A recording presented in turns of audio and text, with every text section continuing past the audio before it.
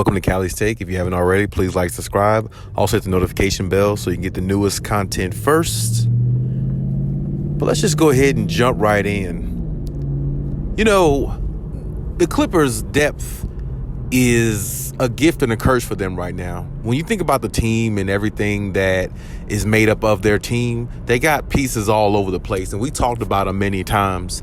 And, you know, there's been instances where, you know, I can honestly say looking at them this season, all the depth they have is a problem, you know, or can be a problem at times, you know, because you got guys who are not contributing as much as they would like to. And, you know, they feel slighted in some type of way, even though it's a good way because, you know, they got so many pieces and they got so much depth, you know, on the defensive end and the offensive end. It just makes them a weapon or a nuclear weapon I think other teams, you know, are not really ready for. And I said before, you know, if they trade any of those pieces, they got to make sure they get something great in return, and or they got to make sure that it's not going to hurt their depth overall as a team, which makes them a unique team amongst any other team in the NBA right now, just on offense and defense. I mean, they got so many wing players. They got so much offense. They got, with all the wing players they got so much defense and versatility. It really would make them a matchup nightmare in the playoffs.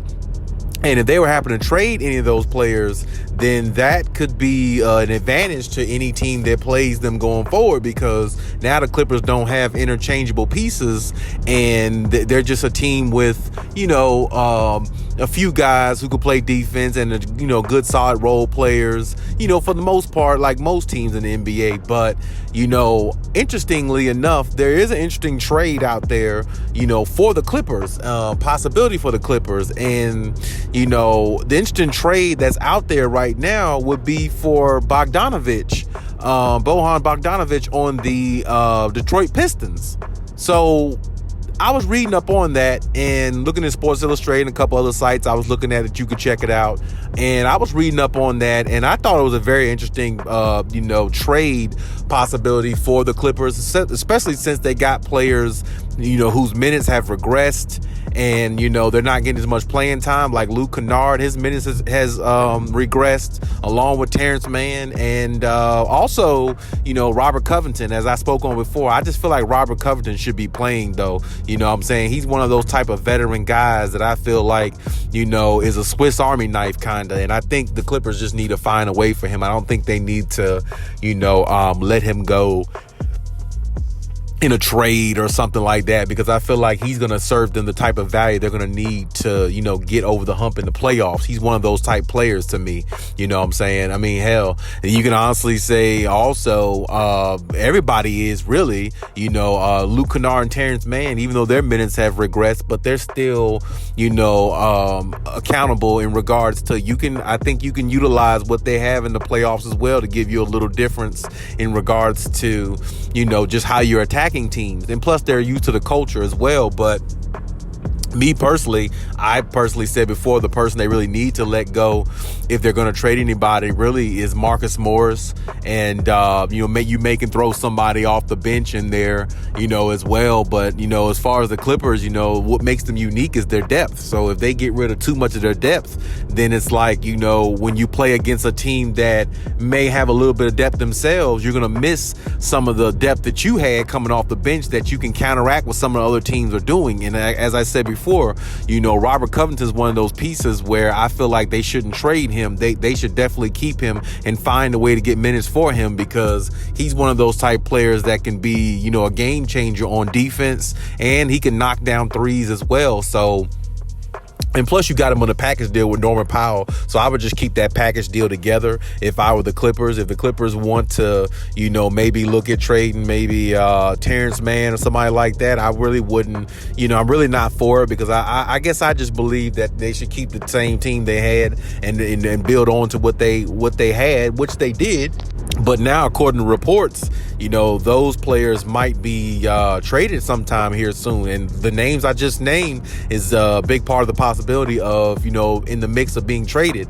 And, like I said before, when you think about Marcus Morris and his inconsistencies throughout the couple seasons that the few seasons he's been with the Clippers, he's been one of, if not the most disappointing. So me personally, I would definitely look into trading him if I were the Clippers, and, maybe try to keep Luke Kennard, because there again, he's one of those shooters that you're going to need in the playoffs that can get hot. That's a sniper from three, and he's one of the top 3-point shooting percentage, leaders in the league. He's been that the last couple of years. And then on top of that, you got other players, of course, that you could look at, on the Clippers that they might could trade or something like that. But, Bogdanovich, honestly, the best trade scenario for him would be, somebody like, Marcus Morris.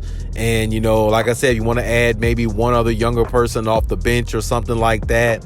I really would like to see them keep Diabate myself, but I don't know if they're going to keep him. I just think that they think that he might be really young and, which he is really young, but they might think his game is very young, young-minded, and, he's not going to develop enough for what they need to win a championship. It's going to take him a few years, and the Clippers really don't have a few years to wait. So maybe they might be thinking about trading one of those young type players or something like that, simply because their game isn't seasoned and it's very, they're very young at this point. They can only do but so much to help the Clippers, especially since the Clippers are, projected to win a championship. So it's championship or bust for them. So they might be looking at it like, we need to have somebody here with a little bit more veteran skills, leadership, and a little bit more experience. And I feel like if that's the case, they're definitely going to probably look at, Diabate and maybe even Amir Coffey, somebody like that as a piece, for a trade as well. So, don't be surprised if you see somebody, on the Clippers traded here soon, because I definitely think the Clippers are, listening to these offers for a reason. And I definitely think they're contemplating, who they should let go and who they should keep, because, right now, the way the Clippers are constructed, of course, I believe they can win a championship the way they are, but I just think that more so with the lineups and the rotations, which falls on Ty Lue, to me is a part of their issue right now. They have all the talent in the world, but when you look at some of their games and some of the lineups that's being put out there, I just don't agree with some of the lineups and the rotations that's put out there in regards to the way Ty Lue is doing it. And like I said, he could be doing it simply because he's trying to get everybody acclimated once again. With Kawhi and PG, it starts with them first, and then it trickles down from there. And maybe he's just trying to find a way to, see if he can experiment and see what's the best lineup that he can have when it comes to, playoff time. But I don't even like the way he's even doing Kawhi and PG. I feel like they shouldn't be in there together as much. They should be in there at a portion of the game. But a lot of part of the game, he have them in there together. So it's like they're stepping on each other's toes to a degree, when one is really trying to get going, or when one catches fire a little bit, his flame might get put out some, because you have to stagger their minutes so they both can be effective and affect the game in both of their ways, and then it will balance out the Clippers in regards to how they play teams and their approach towards better competition. So that's a problem all on its own right there. But if that's a problem, then that may be the reason why the Clippers are thinking maybe get a trade, and Bogdanovich would be a good trade if they didn't have to give up too many valuable pieces for him, even though I think he is a valuable piece himself. Like I said, he's a 20-point guy right now. He's shooting about I'd say 40-90 right now is in regards to his shooting, what he's doing. So, he's putting up good numbers this year with Detroit. I just think he needs to be on more of a contender type team. And, the Clippers is definitely a team that, has been mentioned in the forefront in regards to a trade for him along with the Lakers. But right now, from what I'm seeing and reading the reports, the Clippers are pretty high on Bogdanovich too. So, and they got more pieces to trade, and they got more, assets in regards that I think that, maybe Detroit will want rather than what the Lakers have. So, let's just see what happens with that. I mean, that would be a good trade, like I said, depending on who they give up or what they have to give up to get him. But I mean, as I said before, Bogdanovich is definitely a valuable piece, and I definitely think, he's one of those pieces where, you add him to a championship roster like this. I mean, he would definitely, make the Clippers a happy team, with his services, because, like as I said, he can step out, he can shoot threes, he can stretch the floor, he'll definitely get in somebody and play defense. He's definitely one of those, real smart, intelligent foreign players who I think has a lot of basketball IQ, honestly, in his game and how he plays and the way he approaches the game. And as I said, he's a good free throw shooter. So, I mean, you're not missing nothing there. I mean, really, as I said, he would be a good candidate, for the Clippers, I think. I just don't know what the Clippers would give up, for him.